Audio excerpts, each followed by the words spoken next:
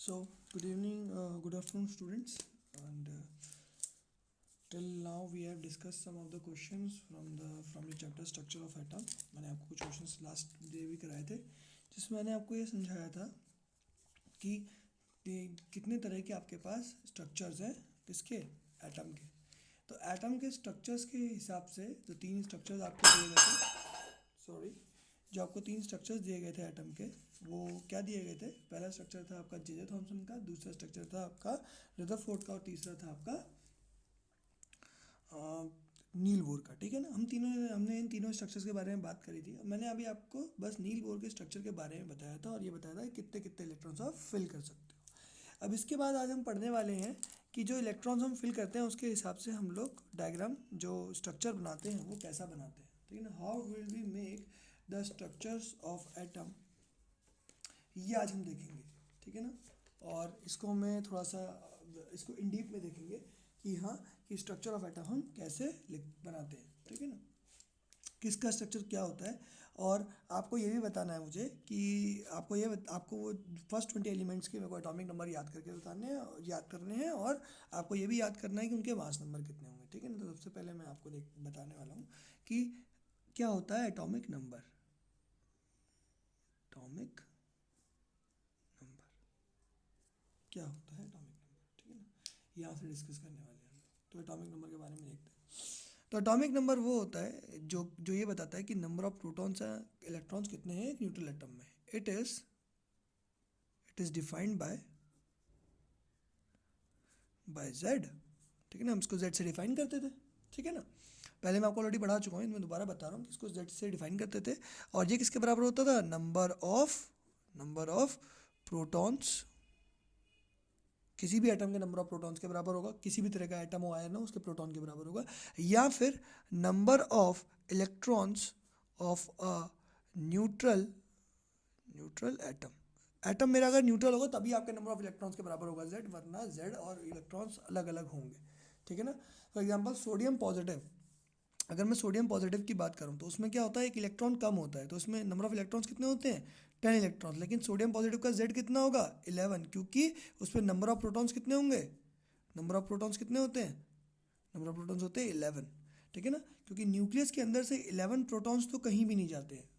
भले ही आपका एक इलेक्ट्रॉन लूज कर गया आउटर मोस्ट शेल से, अगर ये मैं आपको Na पॉजिटिव का स्ट्रक्चर बना के दिखा रहा हूँ सामने आपके, 3 4 5 6 7 8।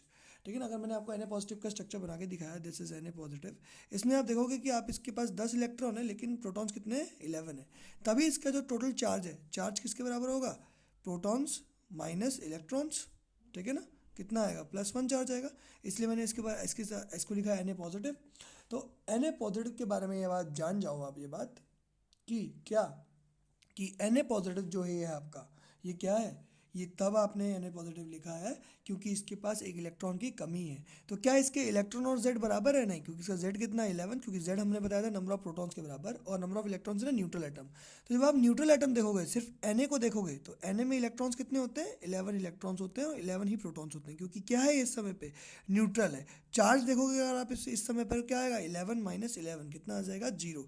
तो जब किसी भी एटम के ऊपर चार्ज हो 0, उस समय पे एटॉमिक नंबर जेड जो है वो आपको इससे डिफाइन कर सकते हो, नंबर ऑफ प्रोटॉन या फिर नंबर ऑफ इलेक्ट्रॉन, दोनों में से किसी चीज़ से भी डिफाइन कर सकते हो। लेकिन अगर इस पर चार्ज आ गया तब आपको सिर्फ नंबर ऑफ प्रोटॉन से ही बताना है जेड को।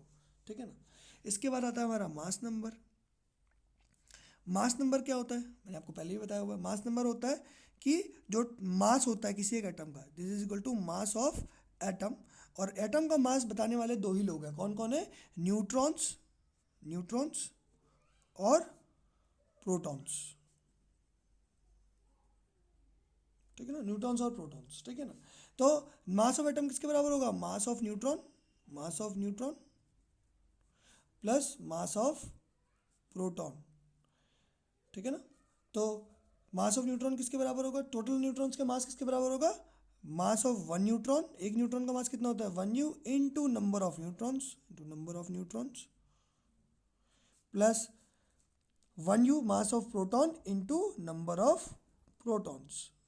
ठीक है ना, यानी कि 1 इंटू एन, जो नंबर ऑफ न्यूट्रॉन्स मान लो, for example number of neutrons are n, and number of protons are p plus, तो किसके बराबर होगा n प्लस p प्लस। और ये मास ऑफ एटम जो आएगा वो किस में आएगा हमारा, इसकी यूनिट क्या होगी AMU।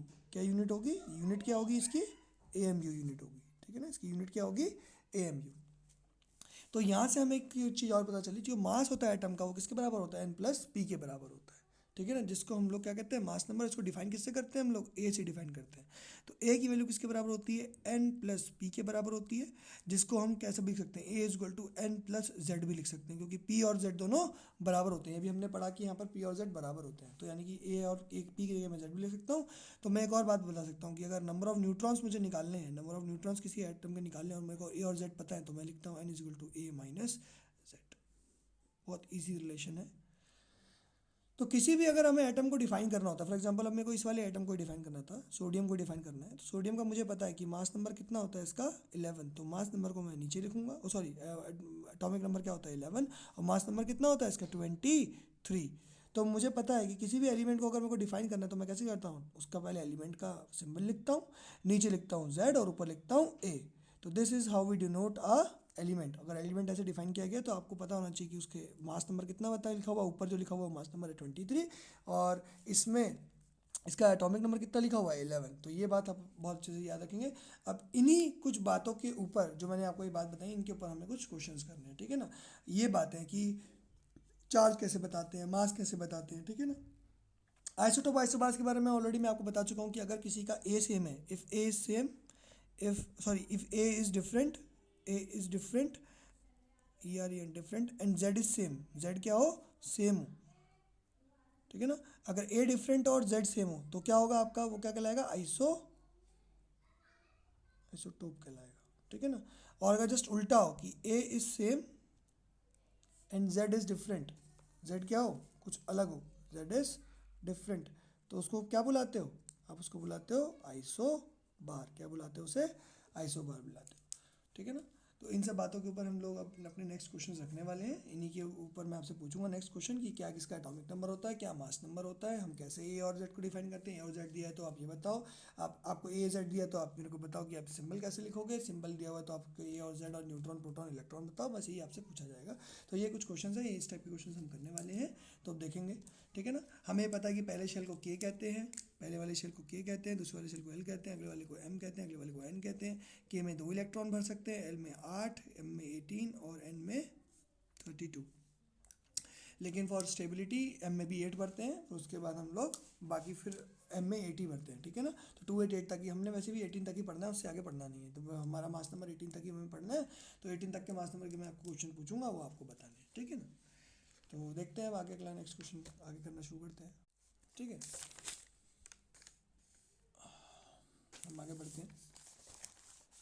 तो मैं आपके सामने कुछ क्वेश्चंस लिखने वाला हूँ, और मैं आज ऐसे कॉपी में उसका आंसर नहीं लिखूंगा, मैं बस एक्सप्लेनेशन करूँगा आपको कि ये एक्सप्लेनेशन है इन क्वेश्चन का। उन क्वेश्चंस वो क्वेश्चंस आप क्या एज अ रिवीजन के पर्पस पे आप अपनी कॉपी में करोगे, और नेक्स्ट क्लास में जो भी आपको उससे डाउट होगा वो आप मुझसे नेक्स्ट क्लास में उससे पहले इस वीडियो पे कमेंट करके पूछोगे, ताकि नेक्स्ट क्लास में आपको जब सैटरडे को क्लास दूँ तो आप उस समय में आपके डाउट्स मेरे पास हों वीडियो में लिखे हुए, और मैं वो आपको डाउट बता सकूँ। तो जो भी आपको डाउट होगा वो आप इसी वीडियो के नीचे मुझे कमेंट करके बताओगे कि सर मेरे को ये डाउट है, प्लीज़ क्लियर दिस डाउट, और मैं वो आपको डाउट क्लियर कर दूंगा, ठीक है ना। इतना आपको सबको समझ में आ रहा है, ठीक है। तो इसी को बेस रखते हुए हम आगे बढ़ेंगे।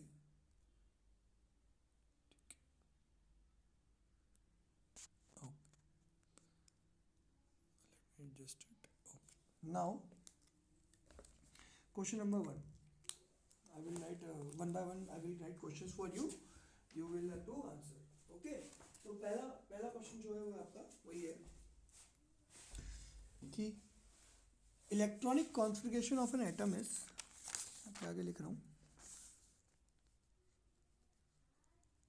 इसको लिख लेंगे questions for practice, questions for practice. पहला क्वेश्चन क्या है आपका, electronic configuration EC of an atom is 2, 8, 2. Find the number of electrons in valence shell, पहला A part, B part number of shells, C part atomic number, and D is if mass number of atom is 24, then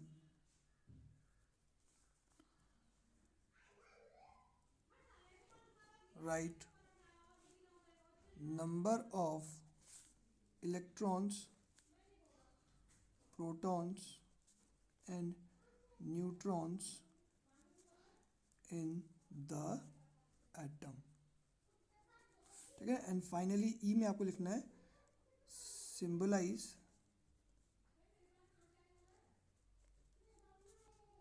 the element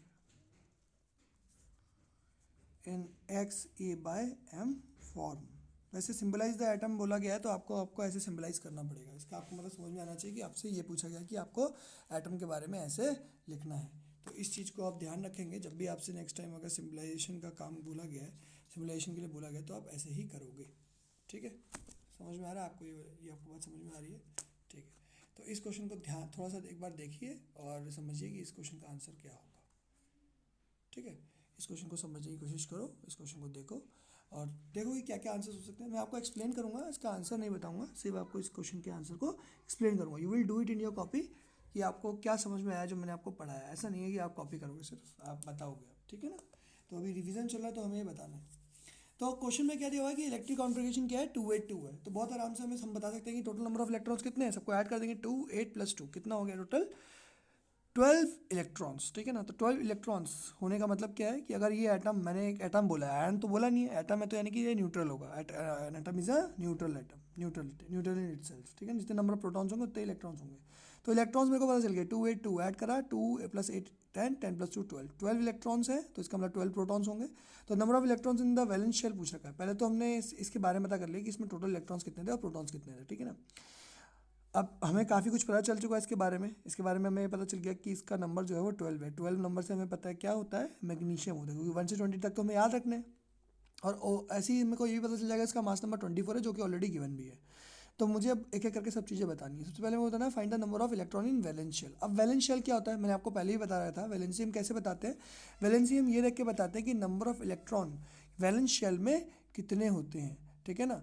अगर number of electrons valence shell में 4 से कम होते हैं तो जितने number of valence electrons होते हैं वही उसकी क्या होती है, वैलेंसी होती है. और अगर वो नंबर 4 से ज़्यादा चला जाता है तो हम क्या करते हैं, उस नंबर को 8 में से माइनस कर देते हैं और फिर ये बताते हैं कि उसकी वैलेंसी क्या होती है, 8 minus number of valence electrons. अब ये वैलेंस इलेक्ट्रॉन्स बोल रहा हूँ, यहाँ भी वैलेंस शेल लिखा हुआ है कि वैलेंस शेल ये होता क्या है.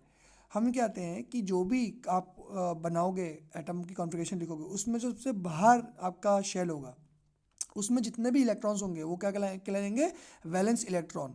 और जो भी इलेक्ट्रॉन्स वैलेंस इलेक्ट्रॉन्स होते हैं वो कहाँ होते हैं, सब वैलेंस शेल में होते हैं. यानी कि outer most shell of any atom is known as valence shell. और उसमें जो इलेक्ट्रॉन्स होते हैं उनको क्या बुलाते हैं हम लोग, वैलेंस इलेक्ट्रॉन्स बुलाते हैं. तो number of electrons in valence shell मतलब आपसे वैलेंस इलेक्ट्रॉन्स पूछे कितने इसके. तो वैलेंस इलेक्ट्रॉन्स कितने, आउटर मोस्ट शेल कौन सा है, देखो सबसे अंदर का शेल कौन सा है, ये वाला जिसमें 2 इलेक्ट्रॉन भरे हुए हैं. उसके बाद कौन सा शेल है, ये वाला शेल है जिसमें 8 इलेक्ट्रॉन भरे हुए हैं. और उसके बाद एक और शेल है इसमें 2 इलेक्ट्रॉन्स और भरे हुए हैं. तो यानी कि ओवरऑल आप क्या बोलोगे, the number of electrons in the valence shell is 2.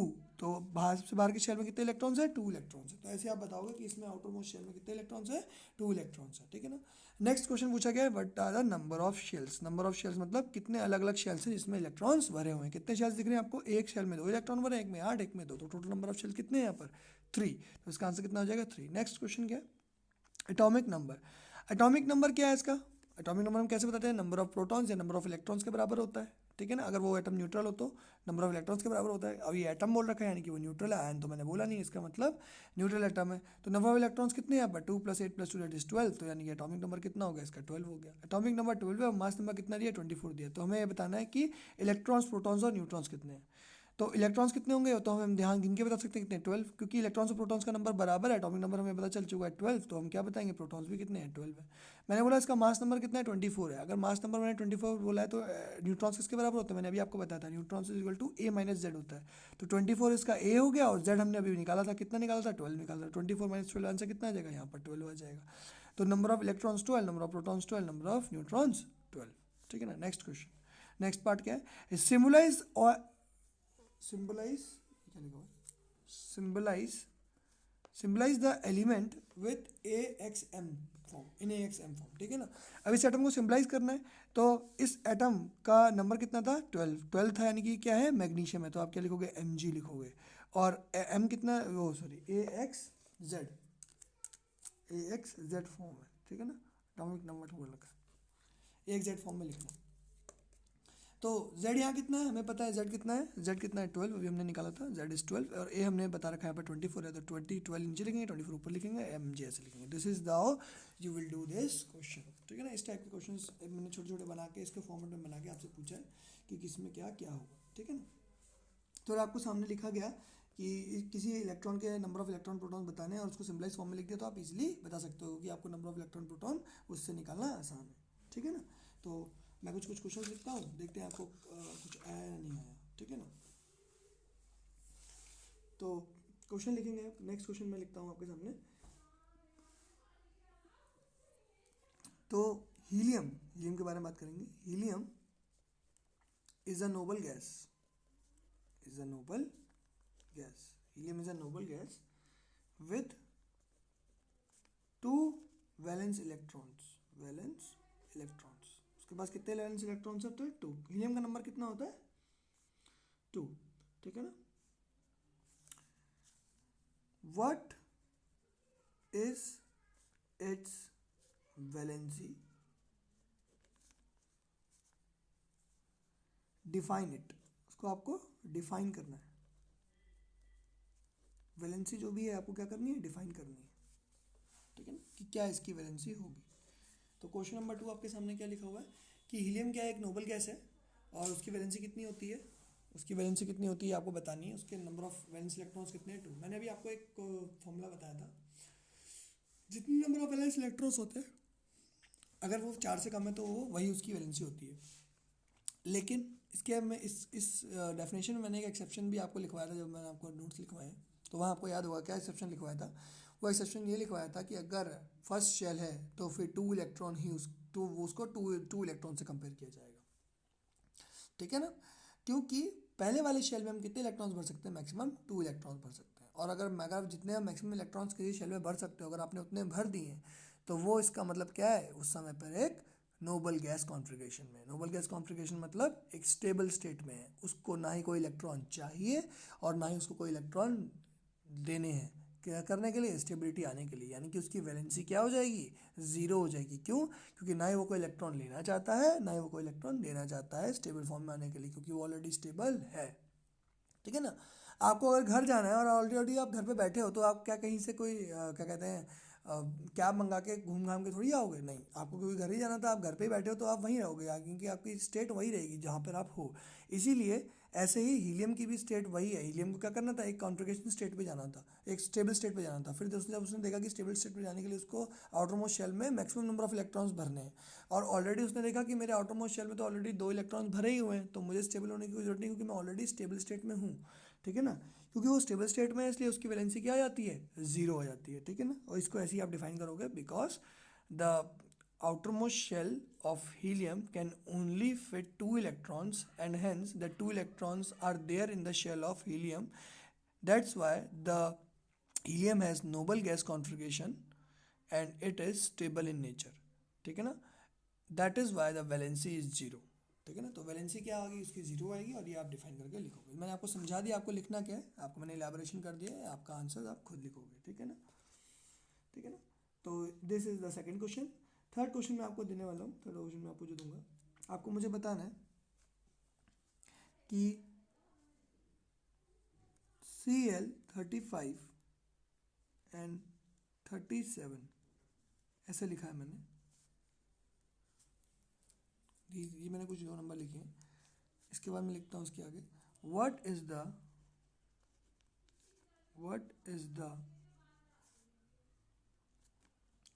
relation between the given pair?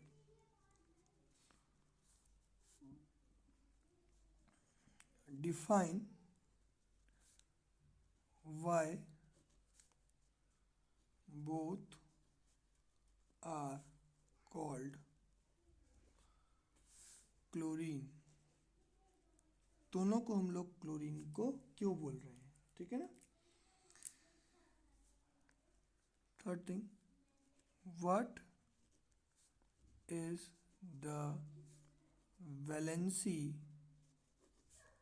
Of both given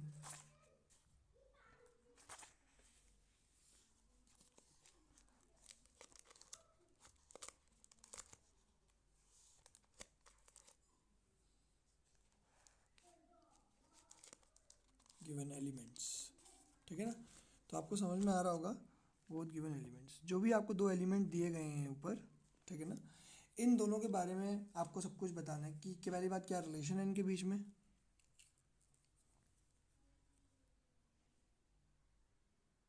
ठीक है ना, इस पेयर के बीच में क्या रिलेशन है, ठीक है ना। आपको ये डिफाइन करना है why the both are called chlorine and what is the valency of the both given elements, की वैलेंसी इनकी क्या होगी, ठीक है ना। तो रिलेशन भी बताना है और इसके बीच में डिसिमिलरिटी भी बतानी है आपको क्या है। तो सबसे पहले आप देखोगे क्या लिखा हुआ है इसमें, एक चीज़ लिखी हुई है आपको, एक जिस फॉर्मेट में ये लिखा हुआ है वो किस फॉर्मेट में लिखा हुआ है, वो इस फॉर्मेट में लिखा हुआ है, XA/Z फॉर्मेट में लिखा हुआ है, यानी कि एक सिंबल बना रखा है, उसका मास नंबर दिया, उसका एटॉमिक नंबर दिया। तो सबसे पहली चीज़ हमने क्या देखी कि इसका एटॉमिक नंबर सेम है। एटॉमिक नंबर कैसा है, सेम, और मास नंबर क्या है, वो डिफरेंट है। सेम एटॉमिक नंबर और डिफरेंट मास नंबर, ऐसा किसके लिए बोला जाता है, हाँ आइसोटोप्स के लिए बोला जाता है, तो उसको क्या बुलाते हैं हम लोग, आइसोटोप बुलाते हैं। सेकंड चीज़, पहला क्या आप बताओगे कि रिलेशन जो इन दोनों के बीच में वो क्या है, आइसोटोप्स का रिलेशन है। दूसरी चीज़, define by both are called chlorine. सबसे अब सेकंड चीज मैं आपको ये बता दी कि दोनों को क्लोरीन क्यों कहा गया। दोनों के सामने मैंने क्लोरीन लिख रखा है ना, जबकि कुछ कुछ अलग अलग है दोनों का, कुछ तो अलग है, क्या अलग है, ए अलग है, लेकिन सेम क्या है, जेड सेम है। अच्छा मैं आपको बात करता हूँ, तो हम लोग जब भी हम एटम का किसी का नाम लेते हैं, हम कैसे, मैंने आपसे अभी पिछली बार बोला था कि इसका 12 है, 12 नंबर पे कौन सा एटम है आप बताते हो, तो आप बोलोगे मैग्नीशियम। तो इसका अगर मैं पूछूंगा जेड कितना है, तो आप दोनों का जेड कितना बताओगे, 17। और मैं अगर आपसे पूछूंगा कि 17 नंबर कौन से, किस एटॉमिक 17 एटॉमिक नंबर किस एलिमेंट का होता था, आप क्या बोलोगे, क्लोरीन। क्योंकि दोनों का एटॉमिक नंबर सेम है, इसलिए दोनों को हम क्या बुलाते हैं, क्लोरीन ही बुलाते हैं, ठीक है ना। बस क्या बुलाते हैं, एक को क्लोरीन 35, एक को क्लोरीन 37, वो मतलब 35 37 किस क्या बुला रहे हैं, क्योंकि उनका मास अलग अलग है, लेकिन ये स्पीशी जो एटम वो है किसका है, वो क्लोरीन का है। दोनों की प्रॉपर्टीज कैसी होंगी, क्लोरीन की तरह होंगी। ऐसा क्यों होगा, देखते हैं। ऐसा इसलिए होगा क्योंकि जब मैं इसके वैलेंस इलेक्ट्रॉन्स देखूंगा तो कितने आएंगे दोनों के केस में, दोनों की कॉन्फ़िगरेशन क्या आएगी मेरी, दोनों की कॉन्फ़िगरेशन मेरी लिख के आएगी 287। क्या लिख के आएगी बेटा, 287। तो बहुत इंपॉर्टेंट चीज़ है ये बात, बहुत इंपॉर्टेंट बात है ये कि दोनों की कॉन्फ़िगरेशन क्या लिख के आ रही है, 287। और 287 जो इसकी कॉन्फ़िगरेशन है, 287 जो इसकी कॉन्फ़िगरेशन है वो दोनों के लिए कैसी है, एक सी है, ठीक है ना। बहुत इंपॉर्टेंट है ये बात। तो अब अगर कॉन्फ़िगरेशन सेम है तो वैलेंस इलेक्ट्रॉन्स भी कितने आएंगे, सेम आएंगे। दोनों के वैलेंस इलेक्ट्रॉन कितने हैं, 7 7 है। अगर वैलेंस इलेक्ट्रॉन 7 है तो वैलेंसी कितनी होगी, मैंने भी आपको बताया था। वैलेंसी हम कैसे देखते हैं, अगर 4 से ज़्यादा नंबर होता है तो 8 से माइनस करके निकालते हैं। तो क्योंकि 7 4 से ज़्यादा है तो 8 - 7 = 1, तो दोनों की वैलेंसी कितनी आ जाएगी, 1 1, यानी कि दोनों के दोनों क्या कर सकते हैं, एक इलेक्ट्रॉन ले सकते हैं। तो इसका मतलब दोनों की वैलेंसी क्या है, दोनों की वैलेंसी कितनी है, 1। तो अगले क्वेश्चन का आंसर भी आके दोनों की वैलेंसी 1 है।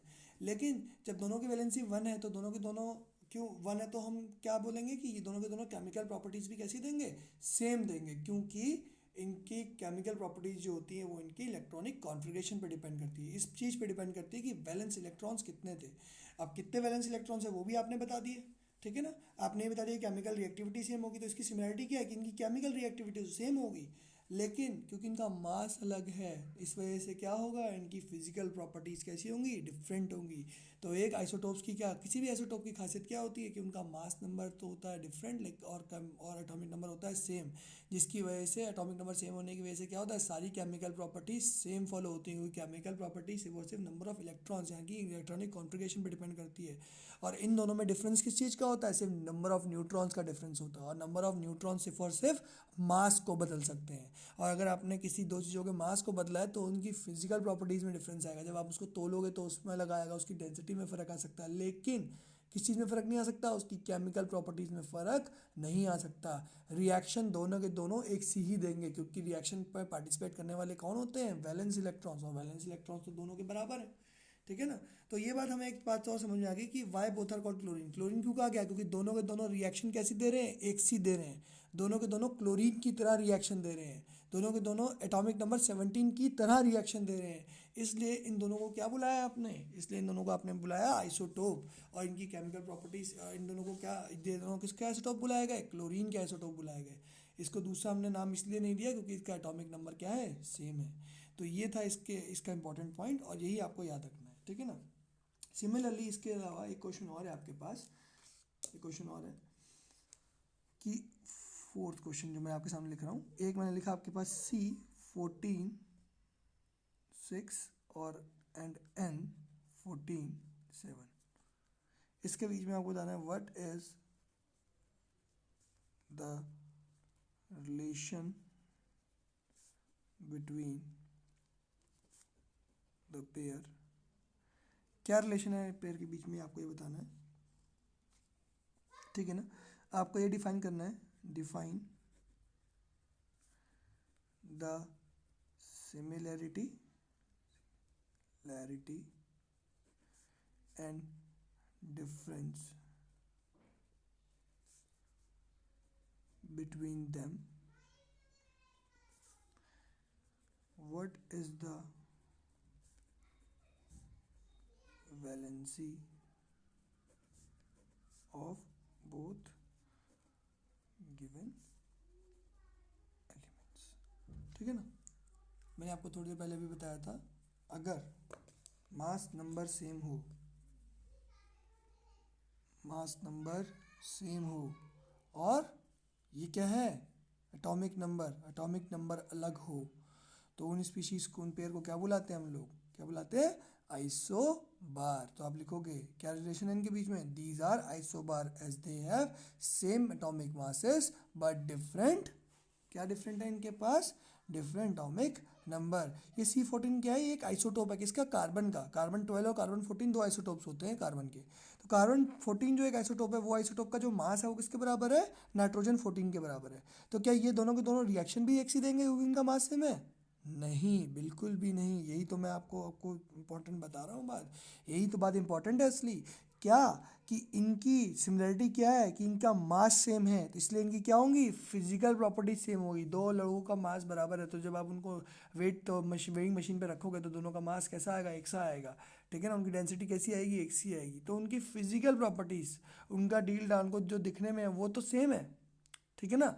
बट जब तुम इसके एटॉमिक स्ट्रक्चर पर जाओगे और तुम देखोगे कि इसके नंबर ऑफ इलेक्ट्रॉन्स कितने हैं, कितनी की कॉन्फ़िगरेशन क्या है, तो तुम ये क्या पाओगे कि इसकी वैलेंसी क्या है, इसकी वैलेंसी तो है 4 और इसकी वैलेंसी कितनी है 3, ठीक है ना। क्यों, क्योंकि आउटर मोस्ट कॉन्फ़िगरेशन में इसके आउटर मोस्ट शेल में कितने इलेक्ट्रॉन्स हैं, 4 इलेक्ट्रॉन्स हैं, उसके कितने 5 है, 5 है तो 8 - 5 = 3 होता है, तो इसकी वैलेंसी कितनी हो जाएगी 3, और इसकी वैलेंसी कितनी हो जाएगी 4। अब दो लोग जिनकी वैलेंसी अलग अलग है वो केमिकल प्रॉपर्टीज़ कैसे देंगे, अलग अलग देंगे, क्योंकि केमिकल बॉन्ड फॉर्मेशन किसकी वजह से होता है, नंबर ऑफ वैलेंस इलेक्ट्रॉन्स की वजह से। वैलेंस इलेक्ट्रॉन्स अलग होंगे तो केमिकल बॉन्डिंग अलग बनेगी, अलग केमिकल बॉन्डिंग होगी तो केमिकल प्रॉपर्टीज़ डिफरेंट हो जाएंगी। That is why these two isobars have different chemical properties but similar physical properties, ठीक है ना। Next is what is the valency of both the given elements. मैंने अभी आपको बताया इसकी वैलेंसी 4, इसकी वैलेंसी 3। क्यों 3 क्यों 4 है ये आपको पता चल चुका है कि कार्बन के आउटरमोस्ट शेल में 4 इलेक्ट्रॉन्स होते हैं। जब तक 1 2 3 4 तक जाते हैं हम लोग क्या करते हैं उतना ही लिखते हैं। अगर 4 के लिए आप 8 - 4 भी लगाओगे तो भी आपका आंसर 4 ही आएगा, तो 4 में आपको कोई दिक्कत नहीं है। उसके बाद जैसे आप 5 पे गए तो 5 पे देखा आपने 5 से ज़्यादा हो गया तो वैलेंसी क्या बताओगे आप, 8 - 5 बताओगे तो वो कितनी आएगी 3, यानी कि ये ईजिली 3 इलेक्ट्रॉन्स ले सकता है। इसके बाद कैपेबिलिटी 3 इलेक्ट्रॉन्स लेने की, इसके बाद कैपेबिलिटी 4 इलेक्ट्रॉन्स लेने की। इसीलिए ये दोनों की केमिकल प्रॉपर्टीज़ क्या होती हैं, अलग अलग होती हैं, ठीक है ना, सेम केमिकल प्रॉपर्टीज़ नहीं होती हैं। और इसका जो फिजिकल प्रॉपर्टी है वो सेम होती है, क्योंकि ये क्या है आइसोबार है। तो किनको आइसोबार कहते हैं समझ में आ गया, किनको आइसोटोप कहते हैं समझ में आ गया। तो ये जो 4 क्वेश्चन हैं ये आप अपनी कॉपी में करोगे, इसको डिफाइन करोगे, इनको बताओगे और इसके आंसर्स करोगे, ठीक है। नेक्स्ट क्लास में हम लोग अबंडेंस के बारे में देखेंगे कि आइसोटोप की अबंडेंस क्या होती है और वो कैसे निकालते हैं, उसकी कैलकुलेशन के ऊपर जो क्वेश्चन होंगे वो करेंगे और हमारा चैप्टर को क्लोज कर देंगे, ठीक है ना। एक चैप्टर ये पूरा प्रॉपर्ली आपका खत्म हो जाएगा, फिर आपका जो आने वाला टर्म यूनिट 3 का टेस्ट है उसमें पूछा जाएगा, ठीक है ना। वहाँ पर आप ये बताओगे जो भी आपको क्वेश्चन समझ में नहीं आ रहा है आज की क्लास में, कल की क्लास में जो भी क्वेश्चन आपको समझ नहीं आता, आप इस वीडियो के नीचे लिख के मेरे को कमेंट करो, मेरे को बताओ सर मेरे को ये क्वेश्चन समझ नहीं आया, इसका आंसर मेरे को बता दीजिए। मैं अगली वीडियो में आपको प्रॉपर एक्सप्लेनेशन के साथ लिख के वो क्वेश्चन सॉल्व कर दूंगा, ठीक है ना। टिल देन आपको ये क्वेश्चन खुद से अटैम्प्ट करने हैं, मैंने आपको एक्सप्लेनेशन करे हैं। अगर आपको एक्सप्लेनेशन नहीं समझ में आ रहा है आप वीडियो दोबारा देखो, समझ में आ जाएगा, ठीक है। Thank you.